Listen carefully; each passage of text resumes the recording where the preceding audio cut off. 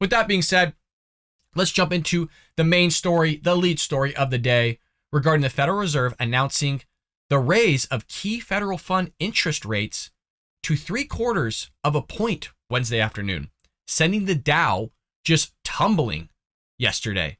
And not just tumbling, dropping more than 500 points. Now, look, this needed to happen. We talked about this on the show before, where the Federal Reserve basically dug themselves a hole. They took way too long to increase interest rates. And if you recall, this is something I bashed Trump for, is the Federal Reserve under the Trump administration was talking about increasing interest rates. I mean, they were virtually zero or in the negative or something like that. If you recall back in 2020, somewhere along that range. And he's like, oh, don't do it. Don't do it, okay? You're all sick. You're going to mess with the economy. It's booming. It's growing. It's making it great. And they're like, well, we need to do it. They ended up not doing it. And they should have started increasing interest rates at that time. And now we're in this whole debacle where they're trying to play catch up to help stagnate the economy by increasing interest rates, which would ultimately help and curb inflation some way, shape, or form. And it has been helping a little bit. The problem is they're not increasing it fast enough. So maybe they should have done a full point here, not just 0.75 of a point. We'll see kind of what happens with it. So as inflation remains elevated and core inflation, the price level increase for all items except food and energy continue to rise. The central bank's decision signals that officials are prioritizing a cool down in cost pressures, even with potential declines in economic activity. Now, hold on, pump the brakes here, because the Feds are saying, hey, we're seeing a decline in economic activity, or the potential of it, even though there's been a decline in the economy already. We're in a recession, but if you recall, Karine Jean-Pierre, Joe Biden, the White House, the Biden administration, redefined what a recession is. It's no longer 2 consecutive quarters negative GDP growth. No, folks.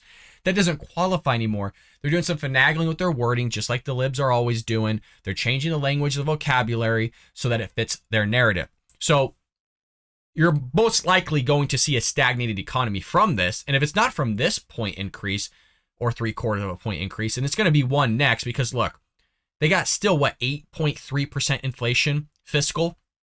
So you got to do a lot more work here in order to get that down. And just because the energy prices, in other words, the fuel prices are coming down, it's being offset by the increases in other sectors, except for food and energy. But even those have gone up. It doesn't take a knucklehead to go to the grocery store and see that your bill is a lot more. Some are upwards of 30+% more.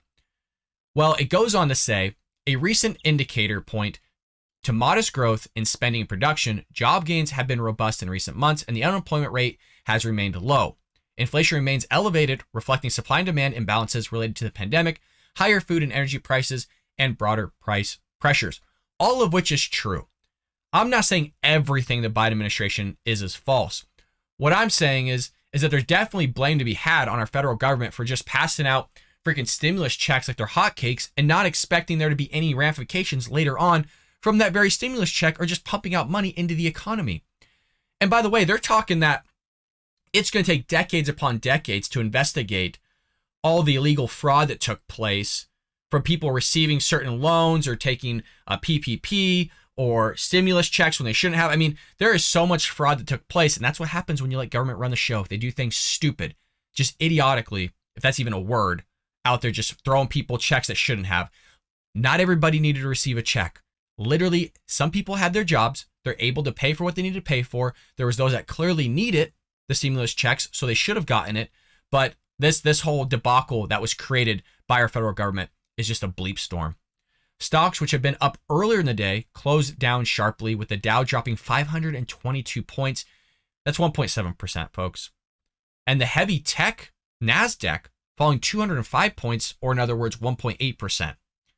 Officials announced interest rate hikes of 0.75% in June and July, a move meant to discourage inflation by increasing the cost of borrowing money for businesses and consumers. Again, a lot of banks, a lot of industries will look to the Federal Reserve and kind of base their interest rates off that, which is why you're seeing more of a stagnation in terms of home mortgages being lent out.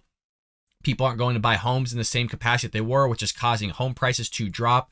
So you're kind of seeing some sectors kind of have more of an impact of lowering prices, increasing interest rates more than maybe other sectors. This is going to have an impact, but I don't think it's enough. I think you're going to see multiple consecutive months of this 0.75 before we really bring it down maybe to the baseline of what we've seen inflation year after year, which is 1 to 3%. To stimulate the economy after the lockdown-induced recession, the Federal Reserve has pegged a near zero target interest rate and purchased government bonds from the market. Price levels between August 2021 and August 2022 rose the 8.3% that we talked about earlier, and that comes from the Bureau of Labor Statistics if anyone's curious on where we're getting these numbers. Market a slight moderation from the 8.5 year-over-year increase in July and the 9.1 increase there in June. So again, June, we went from 9.1, now we're at 8.3. We'll see where it goes. Some people are saying that we'll have a third consecutive quarter of negative GDP growth, or at least it's going to be stagnated where the numbers are virtually zero. There's not going to be much change, which I think is quite possible.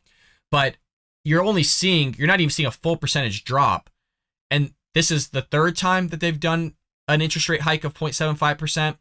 So if you're only seeing, not even 1% yet, it makes you think you're going to want to do more. But here's the thing of what the Federal Reserve has to do, and they have to be careful with this, is you could drive us further deep into a recession if you kind of increase interest rates too fast, too high. So they're trying to play a balancing game here of, do we go a full point? Is 0.75%? Is that the safe route we should be doing? I get what they're doing, and it's going to take some time. And I'm on board for it to take some time. But again, the whole purpose of what we're talking about here is Biden's economy sucks. The inflation rate sucks. The Federal Reserve dug themselves a hole, and now they're trying to get out of it, and we're all having to suffer because what the federal government did. It's just amazing how impactful the federal government has become on our lives, not just from the Federal Reserve, but just on all aspects of our life, where a lot of the stuff should have been done on a local level, a locality level, where that really impacts us, our neighborhoods, our cities. That type of stuff should have more of an impact than some idiot, regardless of whether it's Trump or Biden, whoever it is, 3,000 miles away from me here in California, as if I care. Does that guy know my name? Does he know who I am? We're the locality. They may not know your name or who you are, but that has a lot more of an impact on your day-to-day operations rather than the idiotic federal government. And we've seen how they run things.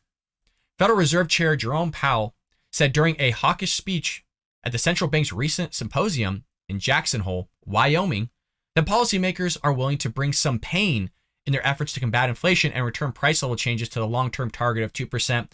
Like I said, inflation is anywhere from 1 to 3%. It looks like they're pushing for 2. If it's been since June, folks, and you only gone from 9.1 to 8.3, you got a freaking ways to go.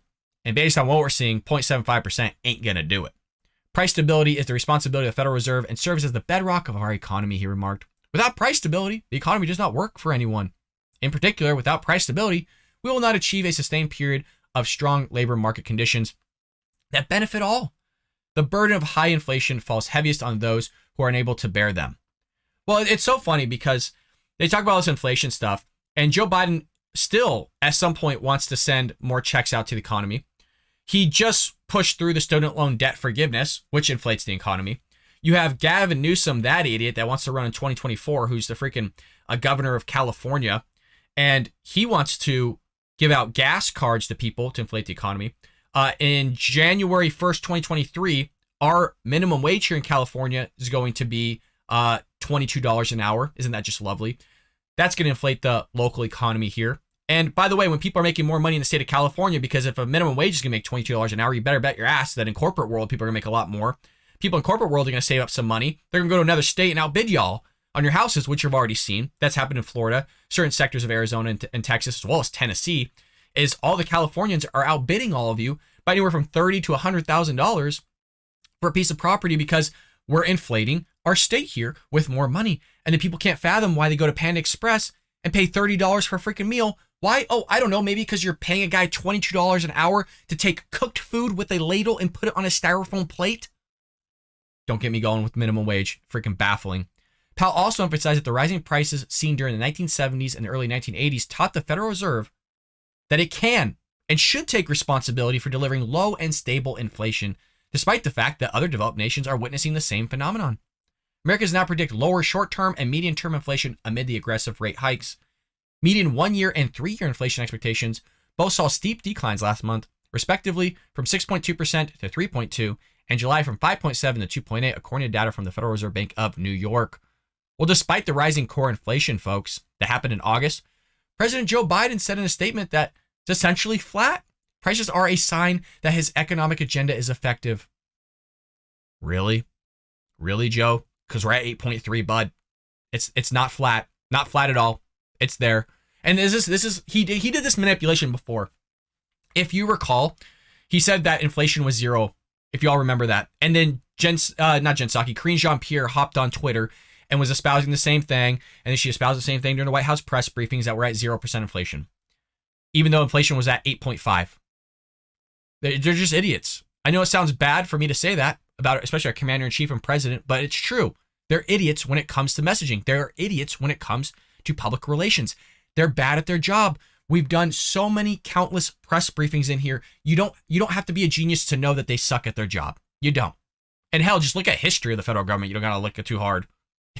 They're terrible, which is always amazing that the Democrats want bigger government that gives them more power to control our lives, create more legislation that controls our lives. Where Republicans and conservatives, we want limited government.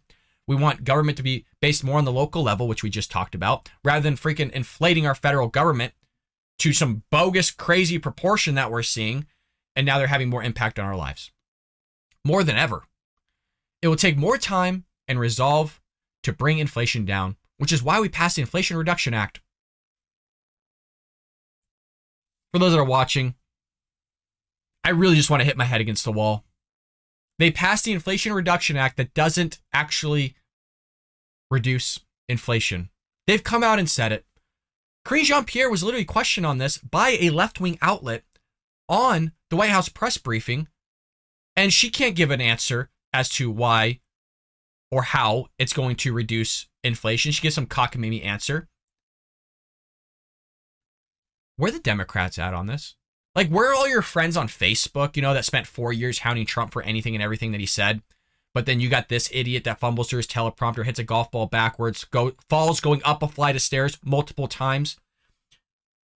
Where are they at on this? They're nowhere to be found. It's amazing how quiet libs go and the progressive left get when you have a Democrat in office that just sucks. Did the same thing with Barack Obama. Remember how Barack Obama was supposed to be the hope that's going to unify the country, and then Joe Biden just basically took his slogan as well and hasn't done anything in unifying the country? Lastly, the United States could experience additional inflationary pressures as the European Union endures an energy crisis. It's not even winter yet. They're already in an energy crisis. They're literally burning wood, you guys. If you see a nation burning wood, that's the last level of energy that you have.